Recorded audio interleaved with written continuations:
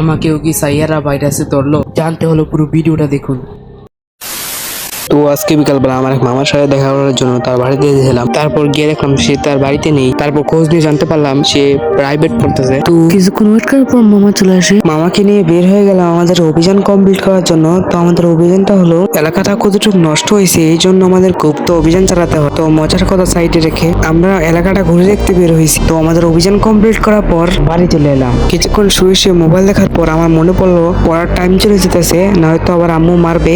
বই নিয়ে পড়তে বসে পড়লাম, যেটা আমি কখনোই করি না। আমি কিন্তু পড়ছিলাম না। আমি খাতা হাতে নিয়ে কন্টেন্ট ভাবছিলাম, হঠাৎ করে শুধু মাথায় ঘুরপাক খাচ্ছে সাইয়ারা মুভি। আমি টিকটকে অনেক মানুষকে দেখছি যারা সাইয়ারা মুভি দেখতে গিয়ে কান্না করে বাড়ি হয়েছে। আমি ভাবলাম এই মুভিতে এমন কি আছে যে সবাই কান্না করে। তারপর ল্যাপটপটা নিয়ে আমি বসে পড়লাম সাইয়ারা মুভি দেখতে। সাইয়ারা মুভির সে আইকনিক সিন দেখার পর এই আমার অবস্থা।